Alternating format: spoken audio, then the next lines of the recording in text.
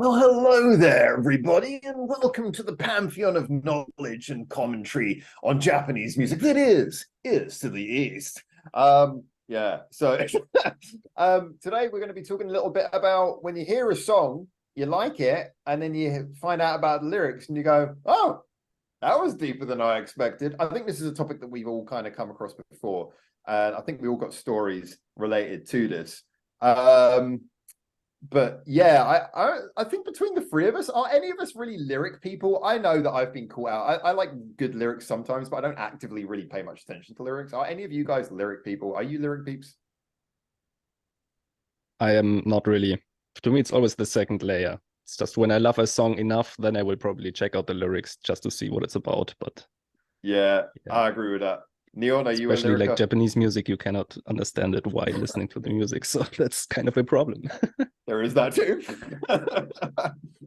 Yeah, no, I very much fall into that boat. I've had people go onto my videos and go, oh, make sure you watch this with lyrics on. I'm always 50-50 about doing that because I like listening into a song the first time without the lyrics on, just so I can try and interpret how I think that song should be in my mind. And like 9 times out of 10, let's say 90% of the time, like what I think the interpretation of a song is pretty much spot on. But there's always that 10% which we're about to probably go into. So you're crying, you're like, this is so beautifully. It's like, yeah, that was a recipe for a good ramen. So, dude, what the fuck is going on here? Yeah, yeah, go you on. can get a lot from the emotion of a song, though. I mean, I always say, like, when you listen to like classical music, there's like, with exception to opera, which I'm not a big fan of, like classical music, you get so much emotion from it. There are no lyrics in classical music. Well-written songs can convey emotion through the power of music, and then lyrics is. I kind of agree with Benedict. It's an extra layer, but good lyrics can be poetically beautiful, and if they really match up with a song or have an interesting juxtaposition, as I feel is like what we're going to be talking about today. But yeah, I'm with you. When I do like the Twitch streams and someone asks me to do a reaction, they say turn on the lyrics. I'm like, but I'd rather just enjoy the song. Especially for a first time listen, it's sometimes just difficult to take everything in, all the elements of the music. And then on top, also the lyrics and kind of try to get what they are hinting on. They are not always clear, really. All right, any good stories then? Any good stories of songs where you thought you got it, or maybe you didn't think you'd like it, and then after reading the lyrics second time round, you're like, oh, actually, shit, that was good. I think Neon, you Story had one, time. right? Sorry? Neon, you had one. Do you have a story? Yeah. I thought you two were going to kick this off.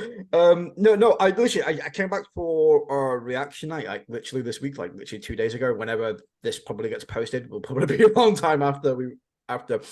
But I love some people in my community because they put these awesome like little intros to these songs, like this song, like for example, I can't remember what it was, but they put into the song's all about like depression and overcoming being lonely and the I don't know the encroaching darkness of our universe and how we are all insignificant in the grand scheme of the God's plan. I'm like, whoa, that's deep.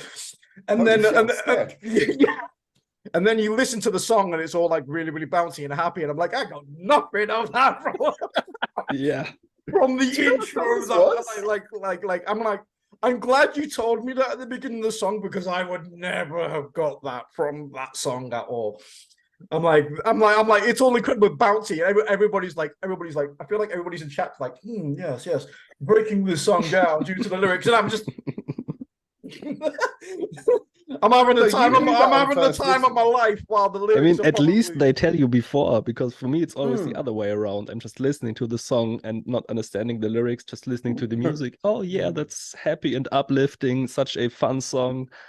And then in the comments, yeah, it's just about depression and someone trying to off themselves or whatever. And you're like, what the fuck?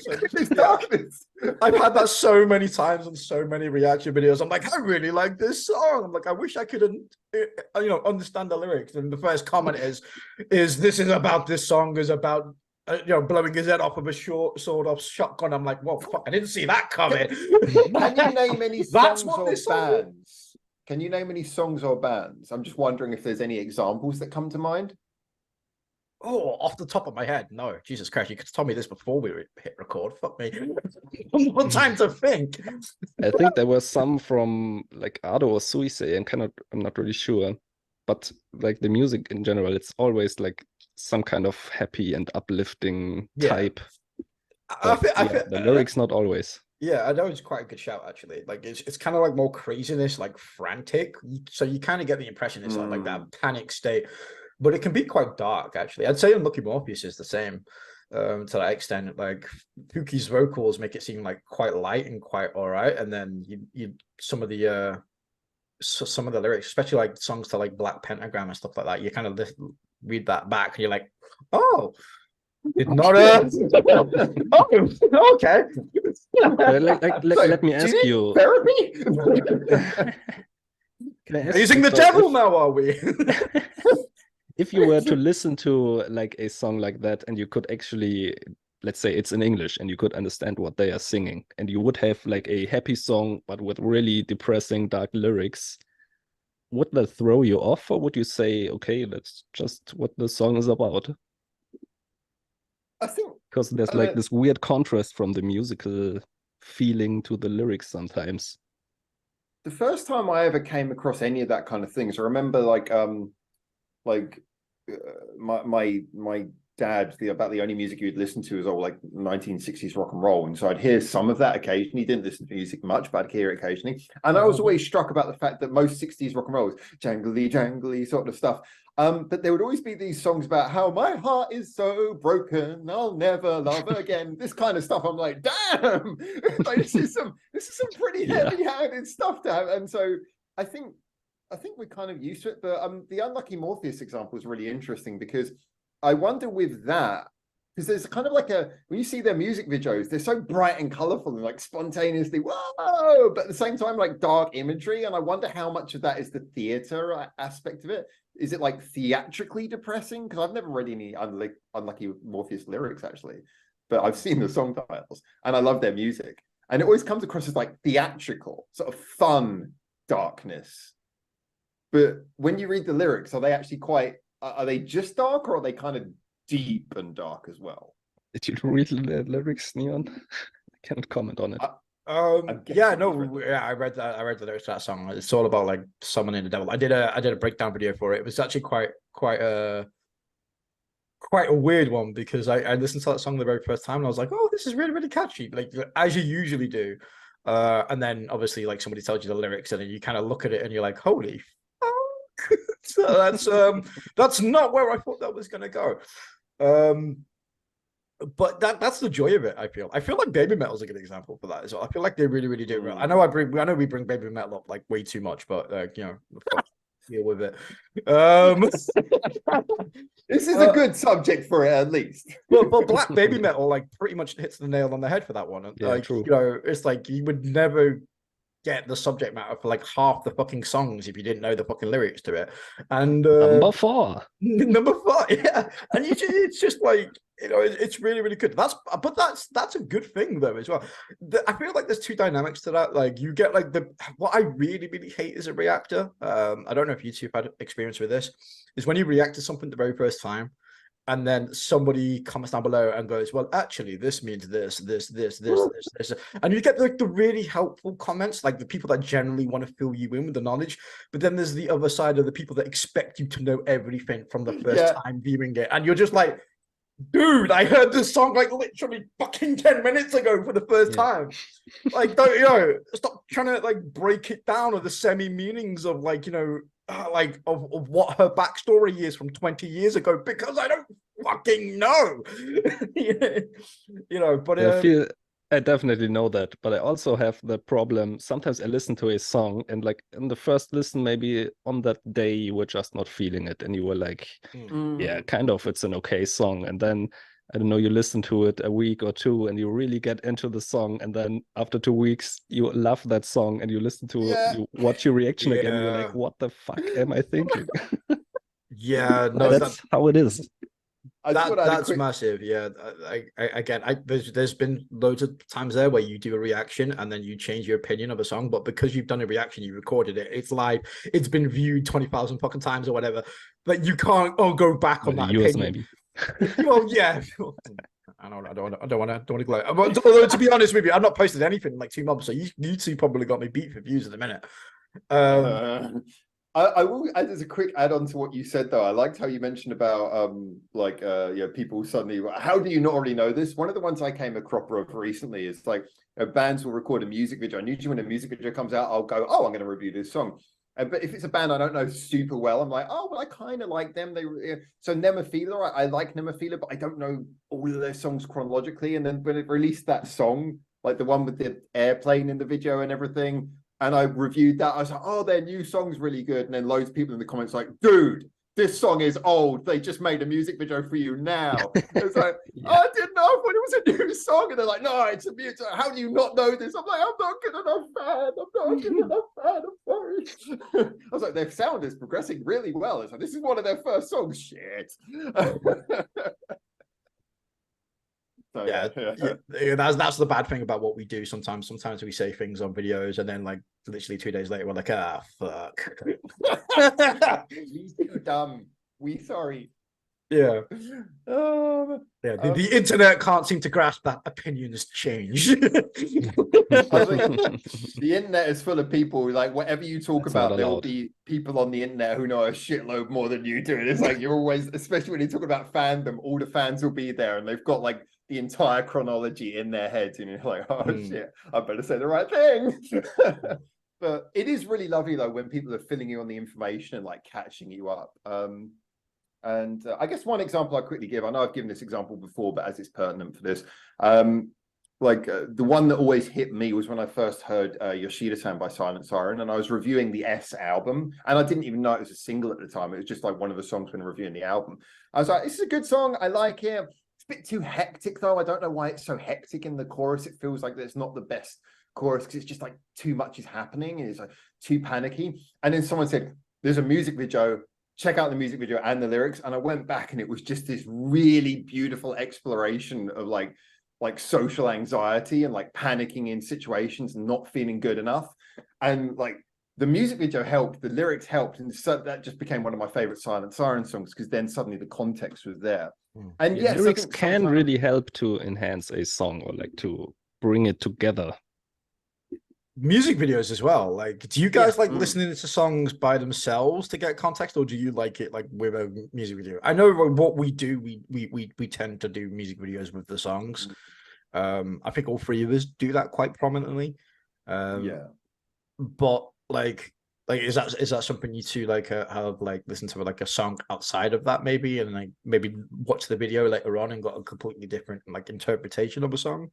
Well, I had that with Metally, for example, because I first listened to the audio because they just released the audio, and then didn't really like that song very much, to be honest. And then I watched it with the music video and I liked it a lot more because of the music video.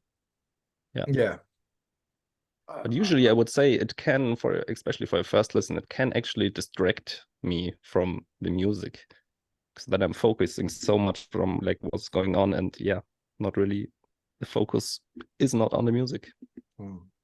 I think like the music video and the lyrics, they kind of like we were saying before, lyrics almost feels like a separate layer, but it is part of the song. Music video definitely is a separate layer. And a good music video can enhance a song and it can become part of the song and it can be really great.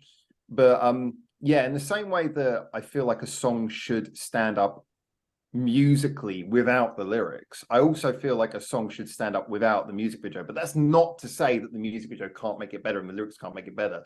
So a music video can also make it worse. Yeah, exactly. It can go both ways. I guess. Do you have an example for one? Because I'm trying to think of if ever a music video made a song worse for me. Well, I could probably, again, it's one of those questions where like, give me like more than 2 seconds to go on my backlog, and I could probably come up with an example. If I'm coming up with an example straight away off my head, I know I'm going to get some fucking stick for this in the comments, so I apologize.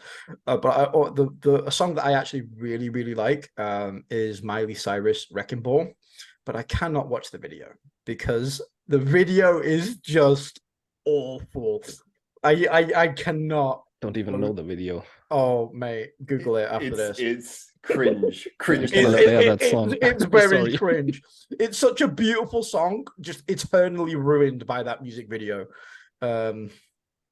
It's a song that definitely, I mean, I think it gets a lot of stick because of the music video. I'm not a big fan of the song, but I definitely think it's a good quality pop song with a lot of beauty in it. Or even if I feel like maybe my I'm slightly Tokyo biased. Calling, I Yeah, guess. it's more no. That seriously, that is a typical song of it. It's actually a pretty alright song. Is it the best song in the world? Probably not.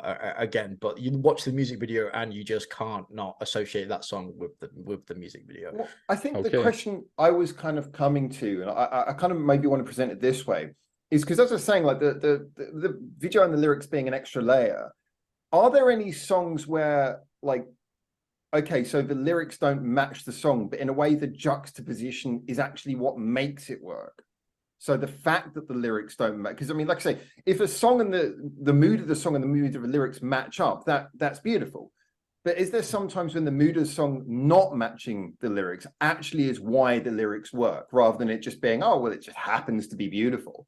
Oh, yeah. Like I said, Yoshida-san for me works because the happiness alongside the awkwardness of the lyrics works, because then it's like it is the difference between the outer face and the inner feeling. So I wonder if there's any examples like that. And again, Neon, if I only gave you a chance to think of some more examples. It's like a recurring theme. Let's do a video, and then he'll ask me questions. I go like, no fucking. I'm not fucking Batman, exam. man. It's an exam. Get your pen and paper ready. There's a counter and everything. I feel like I need to be like go back in time and be that guy from Art Attack. Well, yes, Howard. These are the examples I came up with earlier. I want a fucking mural, buddy. Give me a mural. Fucking hell. No, all right. Like I said, I can't think of anything off the top of my head, but I do love these. Like I said, I do love those type of songs where you think something's awesome, fucking amazing, and then you find out like literally like a week later that the lyrics are like, you know, that they love cinnamon apple pies or something stupid like that. It's like the best thing. And then you try and like work out that song afterwards, and you get a completely different meaning to it. I think sometimes, like I said, I feel like it's very rare cases though. Like I said, 90% of the time, I think, for me personally, when you come into a song, you can kind of interpret it, and 9 times out of 10, you get it pretty spot on. But there's, as there always is with Japanese music, I feel like there's always that 10%, that one outlier, which kind of subverts your expectations, but not in a Star Wars Last Jedi kind of way. Luckily. I like how you quickly plugged that hole. It's like, let's be very clear. We're not talking about Rian Johnson here. That's a burn. I absolutely agree with. That was the fact that you were so quick. That's ultimate burn. Okay. Have you ever had one of those songs where you listen to it and you're not really paying attention to the lyrics, and then someone comes back later and goes, and it's interesting that they wrote that song in English, and you're like, shit, they wrote that song in English. So I did not know that song. Looking at you, Love Bites. That's what I want to say. Sorry, I got your point ahead of you, didn't I? Well, sometimes you just don't know, and also sometimes they kind of mix it up weirdly and throw in like these English words or sentences in between. So you're thinking like, was that English? But they already sing Japanese again. So sometimes hard to tell. But yeah, Love Bites. I think Asami, she increased like, her pronunciation was a lot better on the last album. I think Neon's gonna kill me. I'm not saying anything. I'm not saying anything. Again, we'll need the whole other video for that subject. One example, and then I just saw his face. I was like, shit, that's what he was about to say. I know. I think it's a very good example, actually. To be honest, I was thinking more like, you know, like in the terms of like Japanese groups where they just throw in this hook line like English words like randomly. Like they'll be talking about a song and then they'll be like something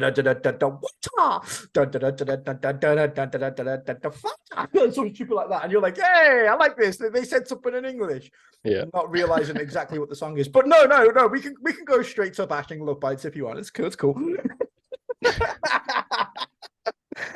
The wolf pack is going to come and eat me. Let's move on quickly. Yeah. Oh man, yeah. It's like it is amazing how many songs I mean, so I remember like Dizzy Songfest. I didn't know, like, I think pretty much all their songs are in English. I was like, I didn't get that. I just thought, oh, I don't understand their Japanese at all. But it's good. You can tell how much of a lyric person I wasn't even paying enough attention to realize that it wasn't actually Japanese. I was like, oh, don't understand what they're saying. But yeah, it's like, no, they're actually English. I've had the opposite effect. Like I've put on a song and then I was like, holy shit, I can finally understand Japanese, only to realize it's all in English. So I'm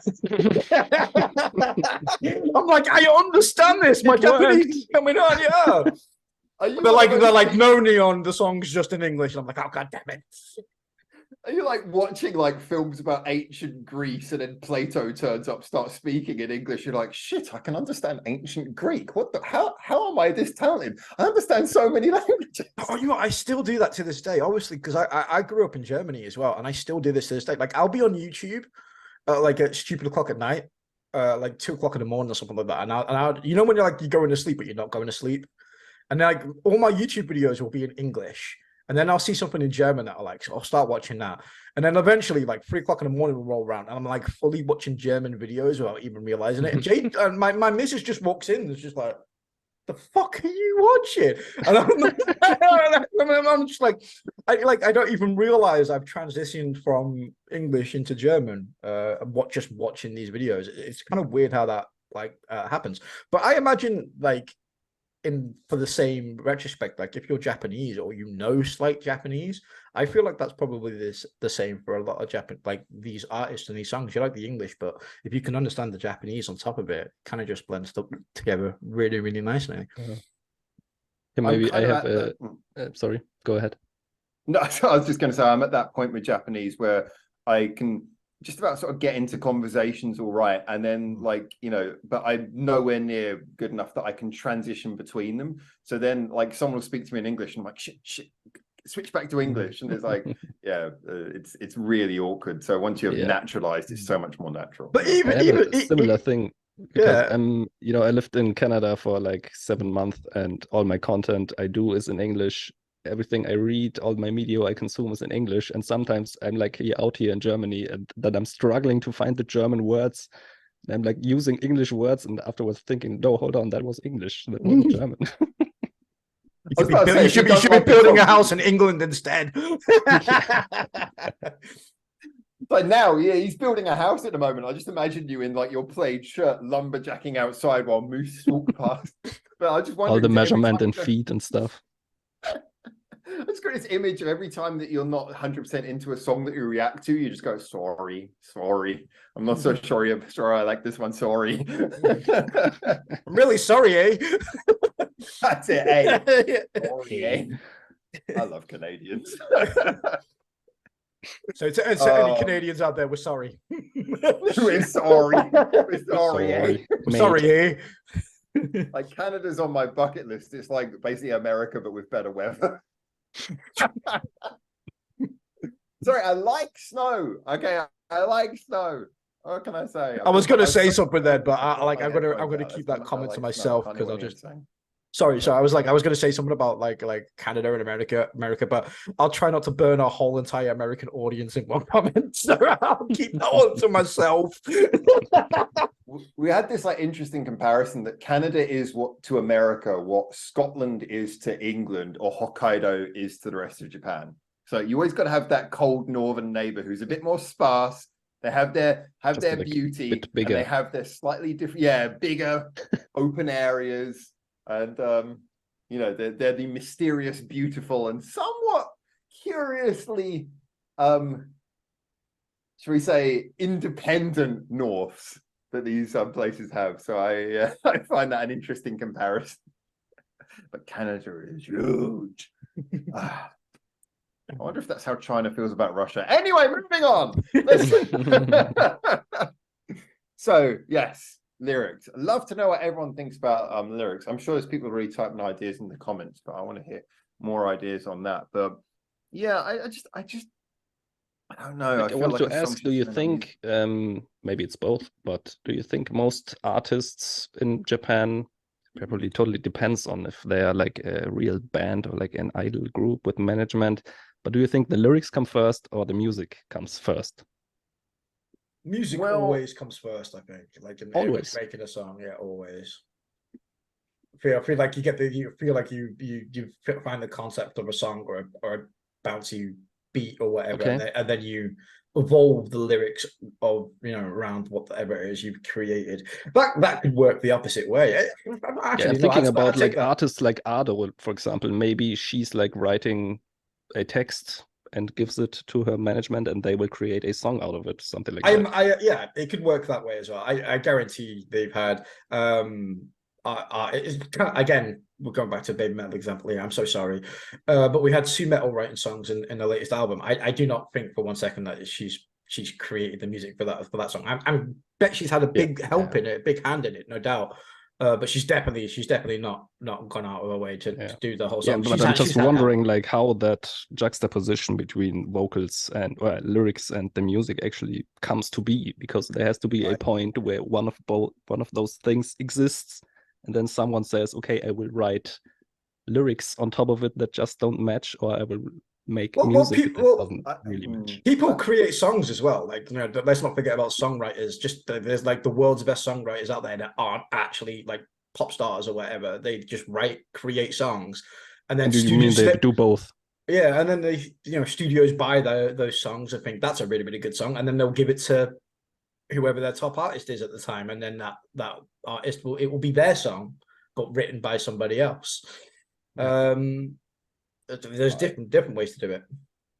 I feel like this is probably the first time, actually, I've just realized it's the first time in the history of the channel where we've actually hit right on a topic that's actually something I've really worked very closely with. So I'll just, rather than my own opinion, I'll just give my broad general consensus on what I've seen. Because it can work, as you rightly said, it can work any which way. And Neon made an interesting point about the middle ground, singer-songwriters. When it comes to insider info right here on ESPN. Yeah, this is actually, I actually feel like I'm actually talking from experience, which is kind of like, whoa, okay. This is the big flex now. The man with the experience. Yeah, I'm gonna get my flex. Actually, listen to what he's saying. So all that waffle, sorry. Finally, some of it's actually going to mean let me something. talk, man. I will make that a meme. So with a lot of bands, a lot of the time, you know, you'll have the songwriting is written very much as the music up, and then there'll be someone who's a lyricist. This is not to say the songwriter won't be the lyricist, but a lot of the time the music does come first. Then sometimes you have pop people who will write lyrics, and then they will get songwriters to come in. I've worked doing the songwriting for singers who had lyrics, and they said, well, this is what I've written about. This is how I feel this song should be. I need a musical representation. Then you write the music and arrangement underneath it. In fact, I'm doing a job like that right now. And so that's very interesting. And a lot of the time, you know, the singer will really know what they want, but they can't musically write it. And so it's almost like doing an eye test where, like, what about this? What about that? And you're kind of leading them through the process, and you're writing the song, but they you know, they're trying to translate their lyrics through you into music. So you have that aspect as well. And I think that goes a little bit to what Neon was saying about, you know, Sue in Baby Metal. I'm sure, like, yeah, a lot of the time you get someone, oh, this person wrote the song. And a lot of the time what they actually did was they wrote the lyrics and they guided the creation of the song. Or they could have just written the lyrics and given it to someone to write the song for as well, or bought the song that matched the lyrics. But there is that interesting middle ground, which I think is what Benedict was alluding to, which is the singer-songwriter who is charged with writing both. And that, you know, sometimes you just think of lyrics in a situation and it causes a song. Sometimes you play a certain song and it evokes lyrics in your mind. And a lot of the time they just sort of, they progress together. Like you have a feeling, like, so, you know, I feel this way. I want to write a song about this feeling or about this moment, this thing that has inspired me, this thing I've seen that's triggered like that I feel like a song's in there. And then the lyrics and the music will come together in your head. If you're capable of writing both, they'll kind of slowly grow together in your head. And I think thinking like about like songwriter kawaii metal, for example, in general, like Gimme Chocolate or We Love Sweet, songs like that, you actually want that juxtaposition in there. It's intentional by the songwriting. Have you like listening to Howard's description as well? Have you ever heard how Michael Jackson made his songs? Like literally, Michael Jackson couldn't play an instrument. Was notorious, couldn't write a song, save his life. But what he used to do, and it's really good. Like go back to like the like go on YouTube and look and like beat it and stuff like that. But the way that he used to tell like a music producer what he wanted in a song is he would actually sing it, and it's amazing. Like, I really wholeheartedly recommend going to check that out, by the way.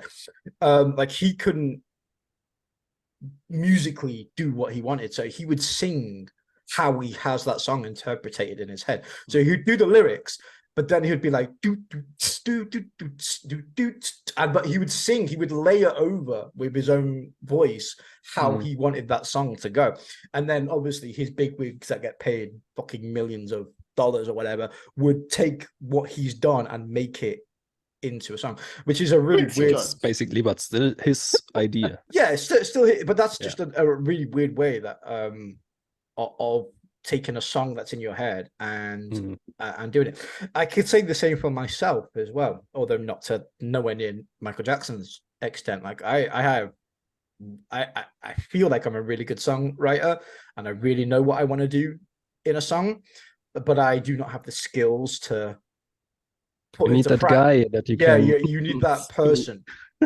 Yeah, that can solo or put in a bridge better than I can. You always have an idea in your head of what you want as a songwriter, and sometimes what you want and what you're capable of don't go hand in hand. And that's not a bad thing, because there's some of the greatest songwriters in the world need help putting what's in their mind onto paper. 100%. So like that should never be discredited. That's always a good thing, because you do need that extra help. And some of the greatest people in the industry, like Japan or elsewhere, are the songwriters. Like, they do not get enough credit. They help put the vision of these bands that we all love, you know, into practice and onto paper and in the studios and all sorts. And I don't feel like they get enough credit. I mean, you brought up an example a couple of videos ago. I can't remember his name. Who worked with Love Bites and helping them write Mao. And there's people like that all throughout the industry that are just really quiet, that help put these songs and these ideas and these bands and stuff together and help complete it's also the songs. Involved, like, on every song on Fuki's solo project, but it's Fuki's solo project, not Fuki and Mao project. I think there is that thing though where so you have the person who has the creative spark, but this is where there's that area of obfuscation, is because you have the people like Neon says who really they are creating the entire song. And it is true that, you know, how good you are at writing notes and understanding that side should not take away how creative you are. And I think everyone who's in music has that spark, that ability, but they don't know how to communicate it. So I think there are some people who are really brilliant at that who don't get credit. But I think there's also some people who, you know, they maybe write a few words and say, hey, I want to do a song like this. And then they get a writing credit that they don't deserve. So I think one of the biggest problems is that it's very hard to see clearly.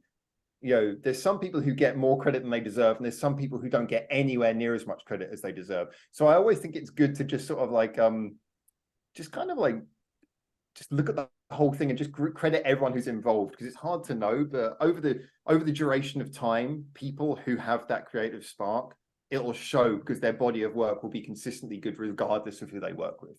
And that to me is a real sign that you can start to go, yeah, this person's great. My example being Oatscry, who worked with the same arranger for like quite a few of her own albums.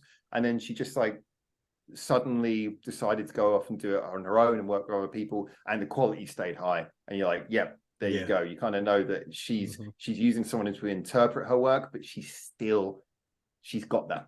Yeah. Maybe you can answer this quick question before we run out of time, because like I always feel, this is my interpretation of it, I have no evidence to back this up, by the way, but it always feels like Japanese bands, artists and all that are more involved, more involved, I feel like, in the rock and metal side more than the pop side.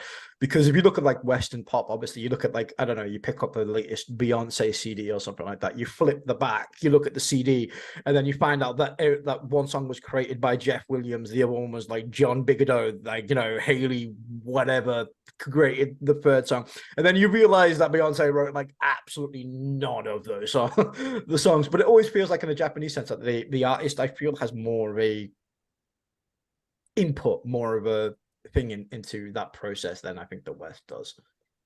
I mean, I should perhaps be a little bit cautious in that I know the Japanese side, but my experience of the Western side might actually be where I'm lacking on this. I mean, certainly anecdotally, I would say, and you mentioned about the Beyonce thing, there was that famous meme that went around comparing like a Beyonce song to Bohemian Rhapsody, and it was like Bohemian Rhapsody written by like one or two people, and like here's the lyrics, and then a Beyonce song written by a committee of like 20 people, and it's just total dog shit. I remember that as well. Yeah, I see that. That was an awesome meme. The only, so, you know, I don't want to sort of shit too much on Western artists, and that, yes, I know that there is this plethora of artists who write like that, but I think there are probably some like that in Japan as well. But I think in Japan, it's more clear cut. You know, oh, this is a mass produced group, and you know, they don't do shit on the writing, but you kind of know it. But yeah.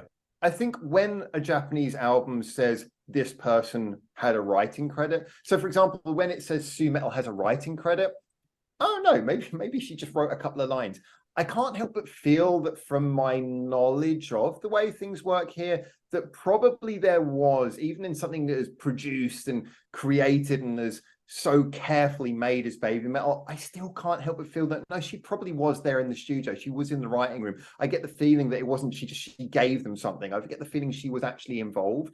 And this goes back to something I think that you both have mentioned in previous videos about the fact that there feels like there's this real, you know, people in Japan tend to really learn about music. They have a passion to learn and be involved. And it's not completely gone in the West, but it's more the norm in Japan. And so I think people are really hands-on, even if, like, you know, like Neil was saying, that they have the creative spark, but they don't know how to interpret it. They'll follow that through. They'll be involved at every step of the way. So I just feel that as a general, yes, a writing credit probably means more here, but that's just my feeling from what I've seen.